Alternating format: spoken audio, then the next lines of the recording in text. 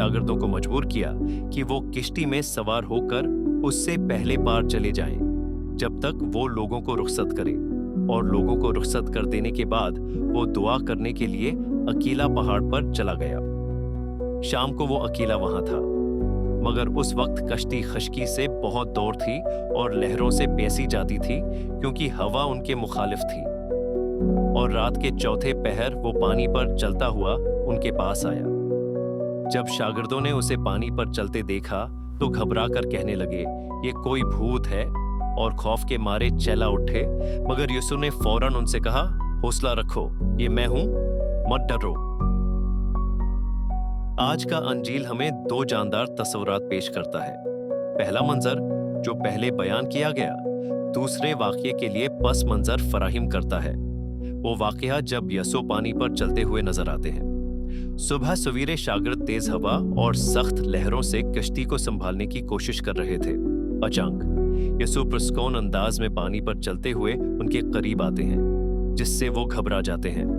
उनके खौफ को दूर करने के लिए यीशु पतरस को ईमान के साथ कदम रखने की दावत देते हैं। अगरचा पतरस ने पानी पर चलना शुरू किया, लेकिन खौफ ने उसे घबरा दिया और वो डूबने लगा। यीशु ने फौरन हाथ बढ़ाया, उसे बचाया और नरमी से उसके कमजोर ईमान पर तनबिया की।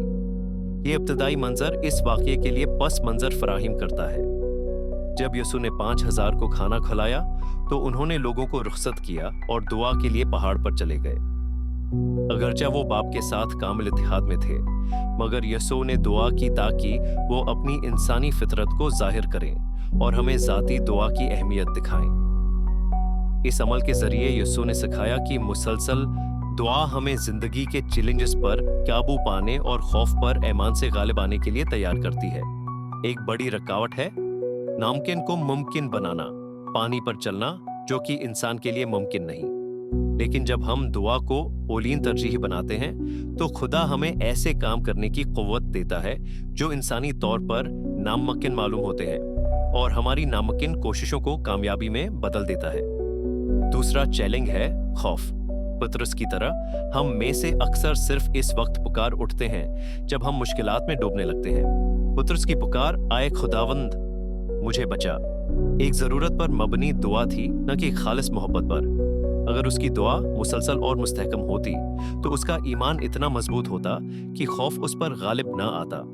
आज गौर करें कि आप दुआ को अपनी जिंदगी में पहली तरजीह बनाएं। जिंदगी की बहुत सी मसरूफियात के बावजूद दुआ की मुसलसल आदत हमें तैयार करती है कि हम हर मुश्किल का सामना उस ईमान के साथ करें जो हमें यकीन दिलाता है कि खुदा के साथ कुछ भी नामुमकिन नहीं।